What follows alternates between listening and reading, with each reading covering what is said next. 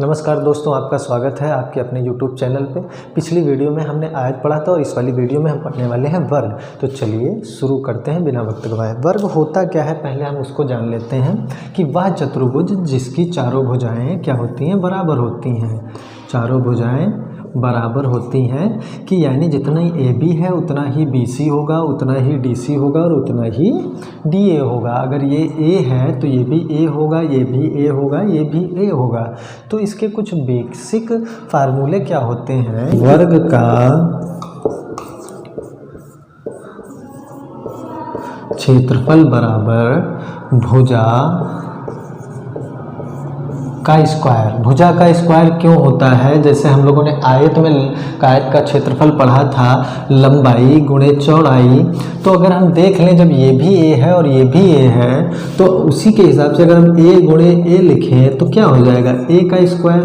Clear है?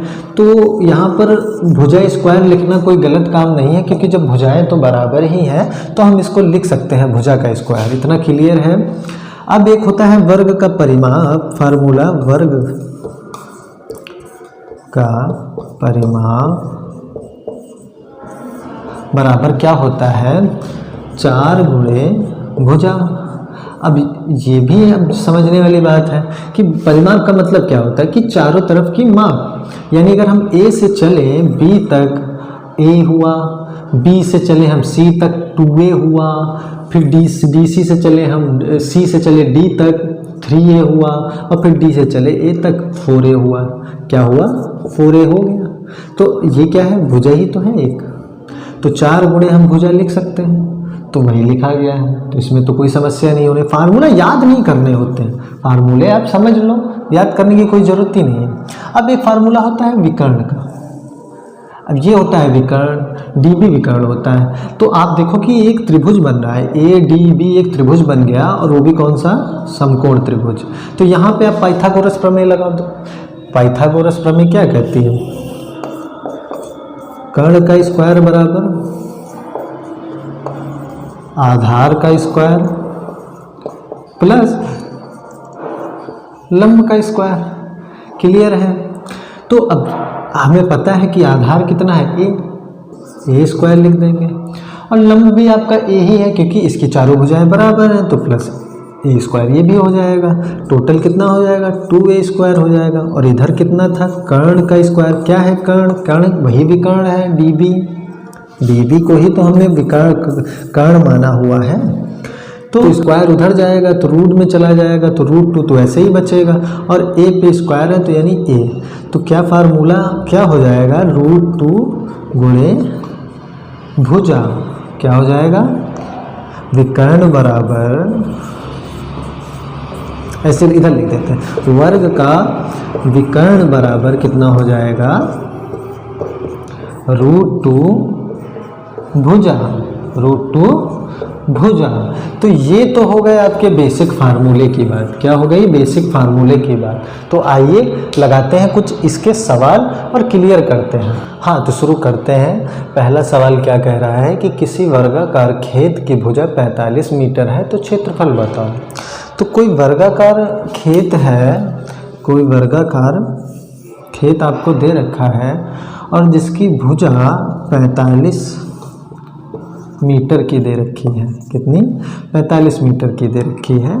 तो क्षेत्रफल निकालना। आपको पता है कि वर्ग की चारों भुजाएं बराबर होती हैं, यानी ये 45 है तो ये भी 45 होगी, और ये भी 45 होगी, और इधर की भी 45 होगी। क्लियर है? तो वर्ग का क्षेत्रफल क्या होता है, वर्ग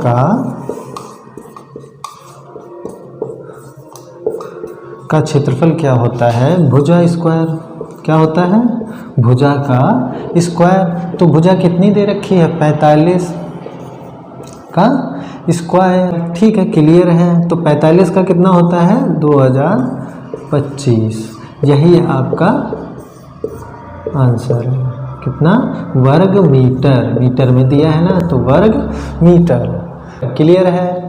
अगला देखते हैं क्या कह रहा है। किसी वर्गाकार मैदान का क्षेत्रफल 1600 वर्ग मीटर है, तो भुजा बताइए।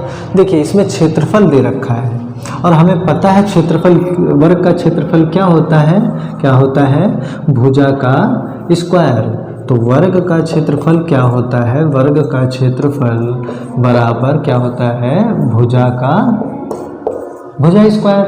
ठीक है, तो वर्ग का क्षेत्रफल आपको दे रखा है कितना, 1600 बराबर भुजा का स्क्वायर। तो स्क्वायर इधर आ जाएगा, यानी अंडर रूट 1600 बराबर भुजा। तो 1600 का रूट क्या होता है, 40। तो भुजा बराबर 40 मीटर आ जाएगी। क्लियर है, इतना समझ में आया, कोई दिक्कत नहीं। हाँ, कोई दिक्कत नहीं। तो चलिए अगला सवाल क्या कह रहा है कि दो वर्गों का अनुपात, क्या कह रहा है कि दो वर्गों का अनुपात नहीं, तो अगला क्वेश्चन क्या कह रहा है कि दो वर्गों के क्षेत्रफल का अनुपात 9:1 है, तो परिमापों का अनुपात ज्ञात कीजिए।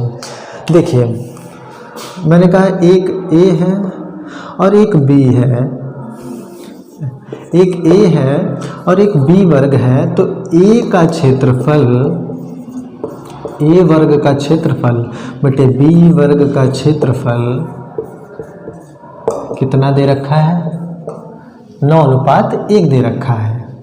तो आपको पता है कि वर्ग का क्षेत्रफल क्या होता है, तो ए की भुजा ए मान लो तो ए स्क्वायर बटे, और बी की भुजा बी वर्ग की भुजा मान लो बी है तो बी स्क्वायर बराबर 9/1। स्क्वायर उधर चला जाएगा तो ए बटे बी यानी जो भुजाएं हैं 3/1 हो जाएगा।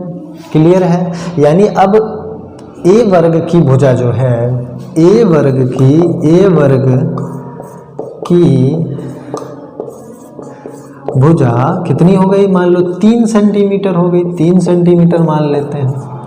और बी वर्ग की भुजा क्या हो जाएगी, 1 हो जाएगी। बी वर्ग की भुजा कितनी हो जाएगी, 1 हो जाएगी। अब पूछ क्या रहा है, परिमाप का अनुपात। तो आपको पता है वर्ग का परिमाप, अभी आपको मैंने बताया था वीडियो की शुरुआत में कि वर्ग का परिमाप होता है 4 गुणे भुजा।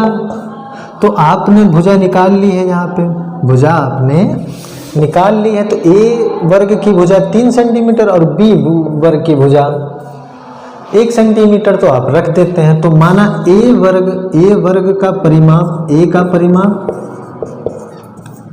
बटे बी का परिमाप बराबर 4। तो ए परिमाप की भुजा कितनी है, 3 सेंटीमीटर, तो 4 गुणे 3, और बी की कितनी है 1 सेंटीमीटर, तो 4 गुणे 1, तो 4 × 12 बटे 4, तो 4 × कट जाएगा 3, तो कितना आ जाएगा 3/1। तो वर्गों परिमापों का अनुपात कितना हो जाएगा, 3:1। क्लियर है। देखिए क्षेत्रफल दे रखा था, क्षेत्रफल का अनुपात दे रखा था। तो आपने क्या किया, मैंने मान लिया कि एक ए वर्ग जो है वो ए वर्ग का क्षेत्रफल कितना है 9, और बटे बी का वर्ग का क्षेत्रफल 1। हमने रूट हटा दिया। आपको पता है कि वर्ग के क्षेत्रफल का फार्मूला क्या होता है, भुजा स्क्वायर। तो ए माना ए वर्ग की भुजा ए है और बी वर्ग की भुजा बी है, मैंने मान लिया। तो ए स्क्वायर बटे बी स्क्वायर बराबर 9/1 हो गया। रूट उधर चला जाएगा, स्क्वायर उधर चला जाएगा रूट में, तो 9 का रूट कितना होगा, 3 होगा। तो अब ए की भुजा कितनी हो गई 3 और बी की कितनी हो गई 1। अब आपको पता है कि वर्ग का परिमाप कितना होता है, 4 गुणे भुजा। तो माना ए वर्ग का परिमाप बटे बी वर्ग का परिमाप, क्योंकि हमें अनुपात निकालना है ना। तो ए वर्ग का परिमाप बटे बी वर्ग का परिमाप बराबर 4 गुणे, और भुजा कितनी है, पहले वाले की हमने निकाल ली 3 और दूसरे वाले की 1। तो 4 गुणे 3 बटे 4 गुणे 1, तो कितना है 4 × 12 बटे 4। तो 4 से 3 कट गया, 4 से 12 कट गया, तो 4 × 12 और 3:1। तो ये आपका आंसर है। तो आई होप आप लोगों को समझ में आया होगा। अगली वीडियो में हम लोग वृत्त, समचतुर्भुज, समलंब चतुर्भुज और त्रिभुज के क्षेत्रफल के बारे में हम लोग पढ़ेंगे। तो चलिए तब तक के लिए मुस्कुराते रहिए मेरा चैनल। जय।